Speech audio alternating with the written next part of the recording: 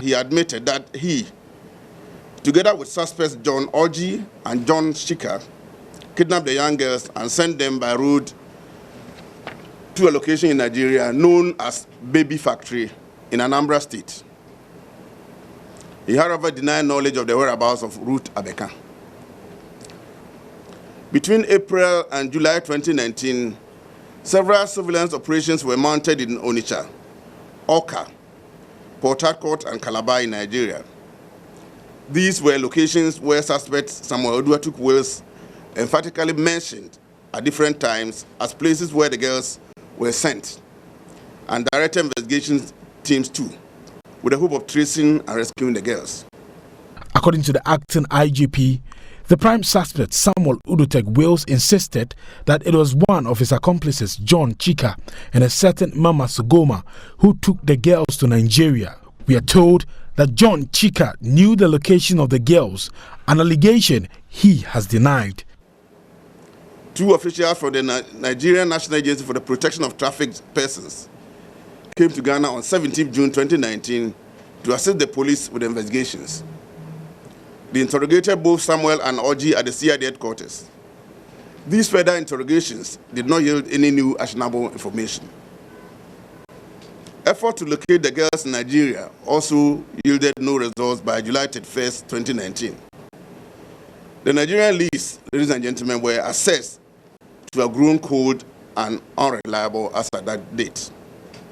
The acting IGP says a search of a septic tank at the home of the prime suspect revealed human remains. A detailed search of all previously unexamined areas, including a septic tank, resulted in the discovery of material suspected to be human hair. A subsequent draining of fluids from the tank revealed 3 human hairs at the bottom of the tank. In addition, bones suspected to be human remains were retrieved from the septic tank, together with 2 sets of earrings and fingernails with artificial teeth. Samuel Uduatuk was questioned about the discoveries, but he provided no coherent responses. On 5th August 2019, a joint team of crime scene investigators and forensic lab experts from the police headquarters, led by the Western Regional Commander, together with Samuel Uduatuk, visited the vicinity of the uncompleted residence where he had been rearrested. A water well was discovered around 7 p.m.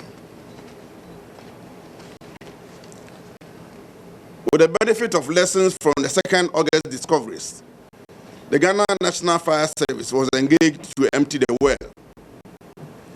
This led to the discovery of a human skull, which was fresher than the 3 found in the septic tanks. Additionally, parts of a dress found earlier in the other house on 2nd August 2019 was also uncovered at this location. Again, Samuel Uduatuk provided no coherent answers to questioning at the scene. However, the dress found was identified by Mantibia's father as belonging to his 15-year-old daughter. The remains discovered were subjected to DNA tests, the results of which have now been communicated to the families. There was controversy after the Director General of the Criminal Investigations Department, Mamitiwa Adodankwa, stated they knew the location of the girls. The acting IGP says confessions from the suspect and intelligence from Nigeria made investigators believe they knew the location of the girls. The evaluation of this confession and other intelligence reports from Nigeria on the location and modus operandi of this baby factory culminated in an assessment by the investigation team at this stage that they had a fair idea of the location of the girls and that it would be possible to bring them home. The acting IGP, on behalf of the Ghana Police Service, expressed condolences to the family. A few minutes ago, officers of the Ghana Police Service informed 4 families in Takoradi in the Western region of Ghana that DNA tests conducted on some human remains discovered in the course of police investigations into the disappearance of 4 missing girls had turned positive as the remains of the girls.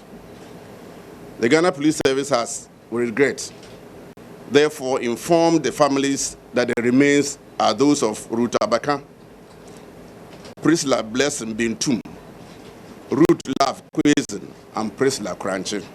Well, good morning from Takoradi, where the city is waking up to the horrifying news that indeed the 4 girls are dead. This is according to the police. The IGP, of course, issued a statement last night in Accra where he detailed the findings of a DNA test that was done a number of weeks ago to determine whether the remains that were found in a septic tank at the former residence of the first suspect in the kidnapping case, Samuel Udoteg Wills, and another body that was found in a well at the location where Samuel Wills was rearrested, whether these remains actually were human and whether they belonged to the 4 missing Takoradi girls. Well, as it turns out, according to the police, these indeed are the bodies of these 4 Takoradi girls. So I'm here in the city. I've already started to gauge the mood of the people, and it is just a tragic feeling that is engulfing this city right now. What used to be a story of hope, where everybody would talk about the bungling of the police in their opinion, and of course the feelings of the families, and then sum up with a sentence of hope that hopefully we can bring back our Tadi girls, is now a tragedy. The girls will never come home.